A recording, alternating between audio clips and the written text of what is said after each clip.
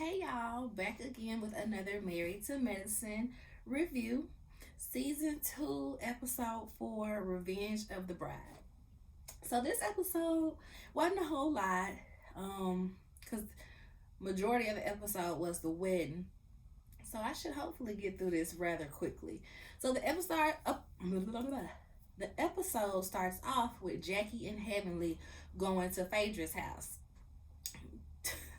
Heavenly behind and rolled over her little rocks and stuff, her little pathway in the driveway. And they get in there, and Heavenly's like, "Oh, let me take off my shoes in your foyer." That was a weird scene to me because it was like, did she ask y'all to take off y'all shoes while y'all wear these, high heels, like y'all finna go out to a fancy brunch just to go to her house? So she had to go find them some little slippers or something to put on, and just a whole lot of nonsense. So they sitting there while they waiting on her to go get the bedroom slippers, as she calls them, and they're like, "Oh, this is nice. Oh, that's nice. It's a few different styles. I don't know what you call this, Jackie. Yeah, it's a few different styles." And it was a few different styles. Heavenly said on her live, "I stay right next to a police station, and the fire station's around the corner. So like all day, that's what I hear." But what was I? Heavenly said on her live, she was like, "It looked like she just gets something everywhere she goes. She well traveled, and look like she gets something everywhere she go, and she just decorate her house with it. She got a Versace room over here, got the American room over here. It was just very eclectic," as Heavenly said. So she's fixing them some lunch. They got some salads, some other stuff. I couldn't quite tell what it was, like some rice and chicken or something. And they're talking about Letitia's pamper party. "And why are you bringing Quiet, girl?" "Well, I just figured that, Quiet, she seemed like she lightened the mood, because, it was almost sisters fighting, and I feel like she lightened the mood, and this, that, and the third." It was like, that's the story you sticking with? And Heaven was just like, "Y'all think they should really get married? Y'all really think they should get married? I don't think so." Da da da. Just talking smack. This episode, you could tell they just trying to, cause it seemed like Jackie don't really care for Phaedra, but that's gonna be like the three little messy people right there. It's Jackie, Heavenly, and Phaedra. This is the second time I think we done seen the scene with the three of them, and they just get together to debrief what's happening, what's going on, or whatever. Meh, very meh scene. Next, we see Cecil is at home, and he's talking to Miles about college, and he's making C's, and Simone come downstairs, C's, and his Miles told him, "It's not that the teachers are bad. It's not that I don't like the teachers. It just seems like the textbooks aren't conducive to learning." And Cecil tells him, "Well, it ain't always about learning the material. Sometimes you just got to get the grade to pass." And I'm like, I can see why Simone be frustrated with these two, because that ain't what you tell your child that's been in school 5 years. Like, you want him to actually have some knowledge when he graduate. I get it, y'all want him to graduate or whatever, but he gonna have to actually retain some of that knowledge and be able to use it in these internships. And that was another thing they talked about, because he was gonna take 2 classes over the summer, but a wise man told him that he shouldn't take the classes and he should try to find some type of internship or hands-on experience. And Simone was like, "Oh, a wise man, huh? Oh, okay." And then she in the confessional, "If I could choke the wise man, I would." Like, she's real tired of Cecil. She tells Miles that, you've been in school for 5 years at this point. 5 years. Like I said, started off at Howard, came home from Howard, they enrolled him at Georgia State. I don't even think he went into there immediately. Seemed like he took a gap year between there, or at least a gap semester, and then another gap semester, a year, and then went back to Georgia State. Now his little brother finna be going to school with him, basically. And he been in school 5 years, and she said, "You have one more year. We're paying for you for one more year." And he was like, "Paying for school?" She was like, "Everything. School, your living, all of that. So you're going to have to get a job and get on up out of here," basically. She said she want to retire and she tired of taking care of a grown man. And my mama was like, "Is that a shot at Cecil? Is she saying that she taking care of Cecil too?" I don't necessarily think it was a shot at Cecil per se, because Cecil do real estate. So Cecil bringing in money. It ain't like he's still unemployed, just chilling and kicking it at the house. Cecil bring in money. So she said she's trying to walk around naked. She ain't trying to have him in there. And Miles told her, when you come home from work, you go right in there and go to sleep. Ain't no sex being had. Like, girl, stop playing. That stopped 10 years ago. I said, not 10 years ago. And they just sitting there laughing. And I'm like, child, I know that was a joke, right? I hope that was a joke. It ain't really stopped 10 years ago. Because if so, I guess they got some type of arrangement that they got working on. And yeah. So next we see Tisha and Greg are going to wedding rehearsal. And, she tells him how she was frustrated about the pamper party because Phaedra had invited Quad. He was like, why? Well, because she felt like people was asking about Quad and da-da-da-da. Why? She was also stressed out about the money. And Greg was like, these people that's supposed to be experts and they're supposed to have this type of stuff handled, this shouldn't have happened. And I agree with him. This should not have happened. It should never have. If you have a wedding planner, and this is me, having had planned a wedding and wanting to go into event planning business, if somebody is having an outdoor event, there should be a contingency plan in place. And it shouldn't take $15,000 more to be able to execute. So I feel Greg on that. Like, these supposed to be experts. That shouldn't have happened. And like I said, I be watching Heavenly and Carlos King's live. And so Heavenly was saying that their budget for the wedding was only $10K. So $15K extra dollars, that's more than double the budget. And I'm like, I know they had to spend more than $10K on this wedding. I spent a little over $10K on my wedding. I think they paid a little bit more than that.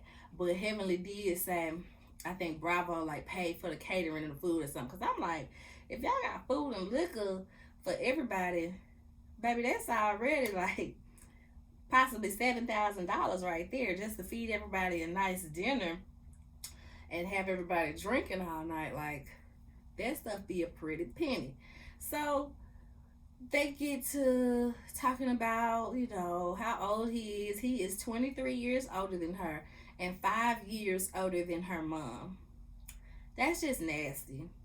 That's just nasty. So as they're having a wedding rehearsal, whatever, he steps on out to to a common space and he calls Phaedra and he fusses at Phaedra about why would you bring Quad to the pamper party, and you need to check with me about stuff like that, and you supposed to have Sweet Tea back. You need to have her back. Like, you don't do no stuff like that. And I mean, I agree in a sense. If you supposed to be his homegirl, you supposed to be his friend, and you doing something to upset. I say upset because I feel like Sweet Tea was not upset that Quad came. Toya was upset that Quad came, and she made Sweet Tea make Quad leave. It don't seem like Sweet Tea was upset. It seemed like Sweet Tea kind of fanned out a little bit. Like, oh, snap, she actually here. Hey, girl, you can come sit next to me. She came with gifts and everything. So I don't think Sweet Tea was all that upset. But still, that is a very awkward position to be in. So he's fussing at Phaedra. Don't let it happen again. So next we see them getting ready for the wedding. And one of her friends or her sister, I couldn't tell who it was talking about Sweet Tea's ex. And was like, remember your ex, Carlos? Yeah, girl, I thought he was going to be the one. And da-da-da. And I'm just like, is that not weird? It was given like, girl, I don't want you to marry this man. You should have married him.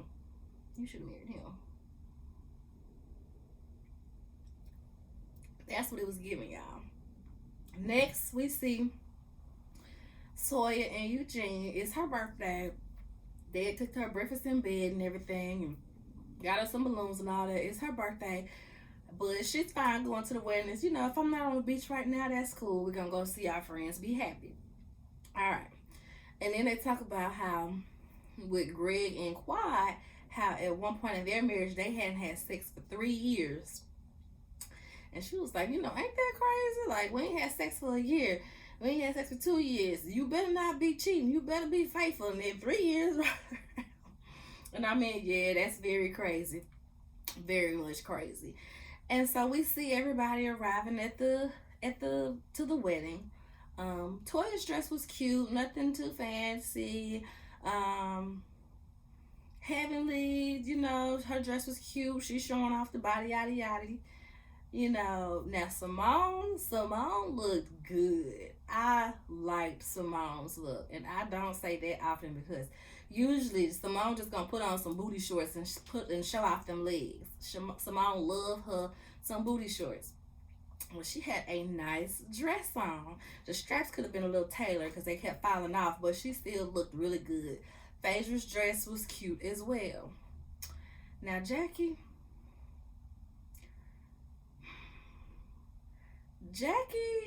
never wears gowns that are flattering to her shape. She always wears something that accentuates boobs that, she don't have.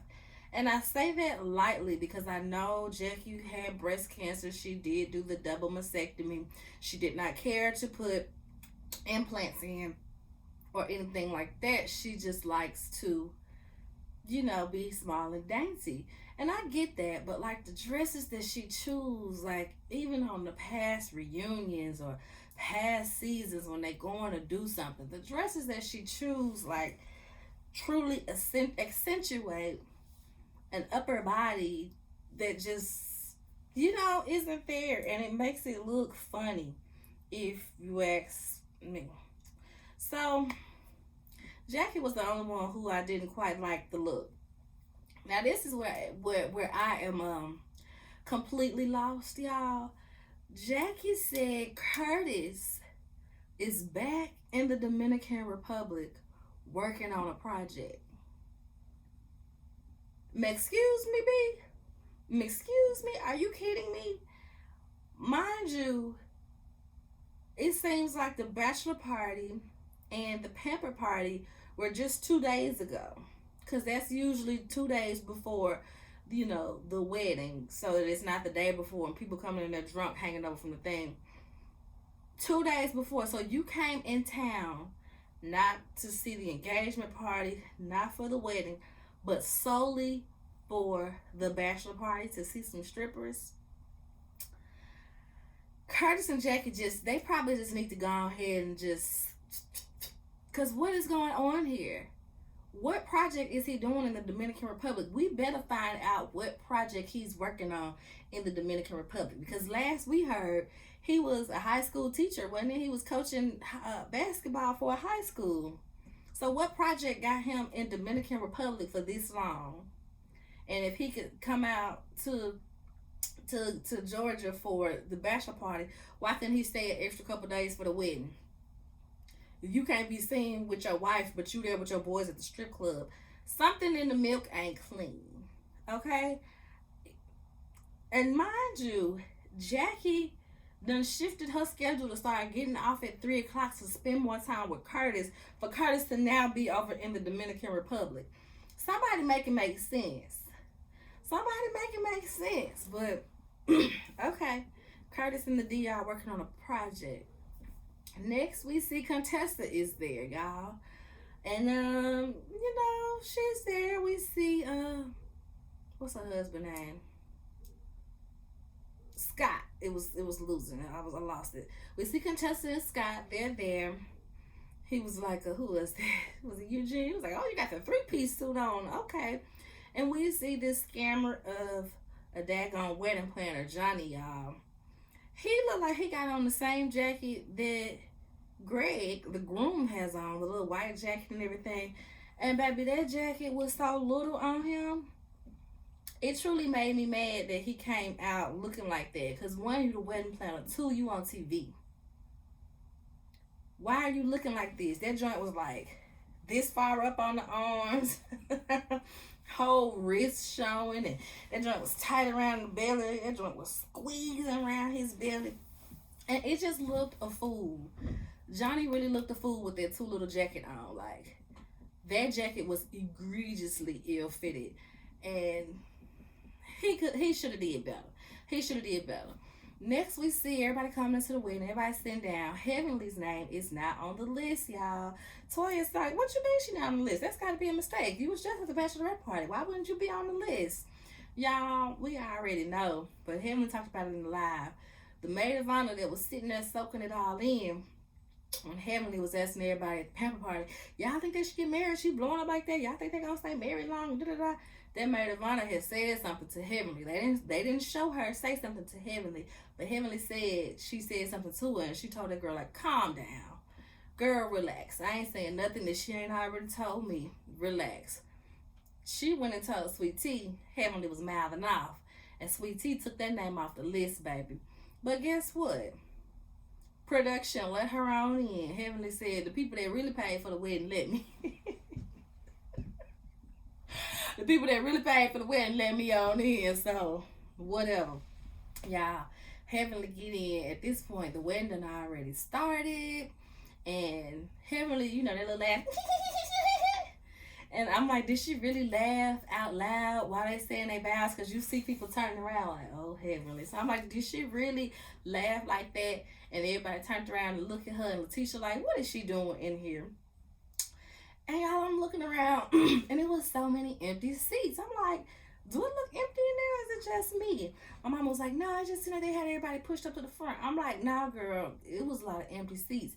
Heavenly said it was about 85 people in attendance, but it was like 200 chairs. And my thing is like, why? Them chairs is expensive. Because it looked like they had clear Chivari chairs. At the cheapest, you can rent Chivari chairs for $6 a chair. They usually go for about $12, $15 a chair. So when you got 100 extra seats just for the fact that the venue is bigger than the last venue, that just sounds like a waste of money. It just sounds like a waste of money, y'all. So I can see it's giving scammer. It's giving scammer. Does he get a kickback from upcharging on their stuff with these vendors and stuff? It's truly giving scammer. Something else I forgot to mention, y'all. While they sitting down and they talking about the wedding and everything, they wait on the wedding to start. Phaedra starts reminiscing about being married because they going through, it's a booklet, and it does look like a funeral booklet. I ain't even gonna lie. It was like, oh, this is something I would do for a funeral. That's what Phaedra says. And they like, yeah, it do kind of look a little funeralish. And they was like, you didn't have a booklet for your wedding? Yeah, it was, you know, pressed on silk, though. It wasn't like that. It wasn't a funeral book. It was on silk. You could tell the difference. She was like, but I mean, the marriage didn't last, so I mean, I guess it don't matter no way. And she just kind of starts reminiscing about being married. And it sounds like Phaedra missed her marriage, y'all. It sounds like Phaedra misses her marriage. And then she goes on to say, yeah, we have been together since the 12th grade. As many years as Drew was on Real Housewives of Atlanta, we ain't never heard that y'all was together in the 12th grade. Y'all ain't even the same age to have been in school at the same time. I think Phaedra was like 6 years older than Apollo. So, like, y'all weren't even in school at the same time for you to be talking about some y'all was together since the 12th grade. Just volunteering lies that ain't nobody asked for. But hey, that's Phaedra, y'all. That's Phaedra. So the wedding was real quick. Heavenly made fun of how quick the wedding was. That wedding was real quick, wasn't it? That wedding was quick. But I mean, the wedding shouldn't be no more than 10-15 minutes. If you ain't got all these like traditions to carry through, baby, the pastor, the groom, the best man walk out, wedding party walk out, bride comes down, say y'all vows, if you're going to jump the broom or if you're going to do the unity sand, and then you walk off. It shouldn't be no more than 15 minutes. I think my wedding was like all of 15 minutes, and that was including a screaming baby who didn't want to walk down. Love you, Keisha, if you watching this. My little nephew-in-law, y'all, he cut a fit when it was time to walk down the aisle. It was crazy. It was crazy. But yeah, my wedding wasn't no more than 15 minutes. And then we just went on to the reception. They went into the cocktail room. They had the hors d'oeuvres and the drinks while they flipped the room, and we had the reception. So it shouldn't be long, but heavenly gonna be messy just for the sake of being messy. So they get to the reception. They like, let's do the 360 booth. I want to do the 360 booth, baby. You see it going. That 360 booth broke. And Jackie was like, that's all them booties that was up there. That's all them heavy booties that was up there. And Heavenly, like, I guess they had to cut costs somewhere. So they showed them eating, and they said the food was good and everything. And then they showed them dancing and stuff. And Letitia was tells Heavenly, I'm going to whoop your ass. I'm going to whoop your ass. Heavenly, like, what I do? I ain't do nothing, girl. I ain't even do nothing. We'll talk later. We're going to talk later. And that was it. That was the end of the episode. It was entertaining enough for a wedding episode. Heavenly said, the real mess starts on the next episode. And on the next episode, we see that Phaedra, this is the episode where Phaedra got that casket out. Y'all, Phaedra talking about she's a Reiki master. Like, that's what they keep talking about. Phaedra being a Reiki master, like online and stuff. Not on the show yet. Who in their right mind would want somebody like Phaedra doing Reiki on them? And if you don't know what Reiki is like a touchless, energy moving massage type of ordeal.